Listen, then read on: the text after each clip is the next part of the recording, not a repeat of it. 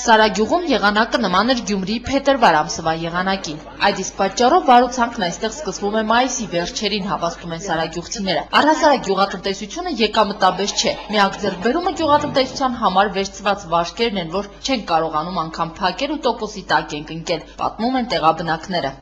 Չէ, մեշակում չկա, ինչ որ կաջի են էլ կքաղին, քմել ոչ սենք Պարազանյուտ տված է ոչ սիլիտերակա ոչ մի բան, մի հեկտարից հետևի 5-600 կիլո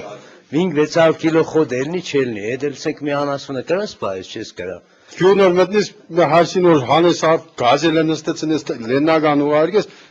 վրեն զարտում չկա, որովհետև սա դրված է վարկեր։ Գյուղի մեծամասը 90%-ը, եթե ոչ ավելին, 90%-ը վարկերի տակ է։ Ոչ սենք գումար են ուղագի վերցրել վարկավոր է։ Տան ունեցած ոսկերեն զարտելերի բանկերում է։ Հրի բանկերում։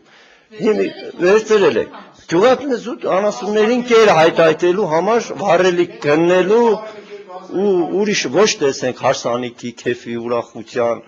Տարիներ շարունակ գյուղում ապրելու միջոց համարվում էր աստագնա աշխատանքը, սակայն այսօր գյուղացին փող չունի նաև արտերկիր մեկնելու համար։ Հետաքրքիրն այն է, որ սահմանային համարվող գյուղերի համար չկա արտոնություններ։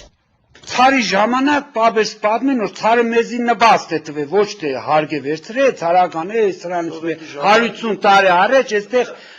փող են տվել, ապրենք այստեղ։ Հիմի փող կուզեն, այստեղ ապրելու համար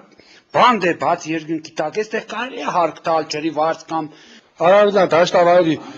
հեկտարին ինչ որ կվերցնեն, այն է մեր մոդն է։ Սովետական բան է, խորհրդային միությունն որ փլուզվա դե ժամանակ որ կաշխատենք 100 ռուբլի աշխատողին 20%։ Լեռնային կուտային։ Լեռնային կուտային, այսինքն 100 ռուբլի աշխատավարձներ կստանայիր 120 ռուբլի։ Իսկ հիմի ոչ լեռնային կա, ոչ ես, ոչ են, սևում ու տանտել մեջ կա։ Հարկային քաղաքականությունը այսօր նույնն է բոլոր համայնքների համար։ Սարագյուղում սեփական եկամուտների հավաքագրումը առաջին եռամսյակում 14% է կազմել։ Մարզպետարանից էլ զանգահարում հանձնարարում են դատի տալ իմ համագյուղացիներին ու այս կերպ գումարներ հավաքագրել, պատմում էր համայնքի ղեկավար Յուրի Խճոյանը։ Երեք չէ առաջ որ կակած թոշակը բաժանել եմ, թոշակի նստել եմ ընդամեն ամբողջ գյուղից 8000 դրամ հողի հարկ եմ հավաքագրել։ Չունեն, որովհետև չունեն։ Այսինքն բանկերի մեջ խճճված, խանութների մեջ խճճված, Էջ մետեղը հնարավորություն չկա, այս մարդկանց երկ չունեն։ Ես օրինակ 12 հատ գործ արդեն պատրաստել եմ, 12 հատ գործ, իմ մոտս է դրած է, մարզպետի հրամանով պետք է տամ տատի։ Բայց տամ տատի երևի մտածել եմ ամենալավը ես տամ մենակ։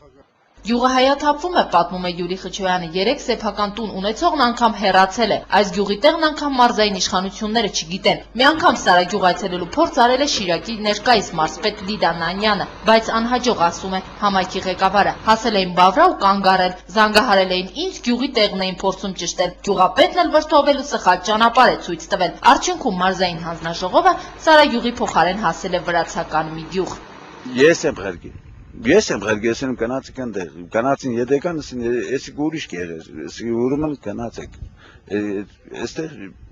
մի արեք։ Կրիստինա Մկրտչյան, Տիգրան Գասաբյան, Գալանյուս։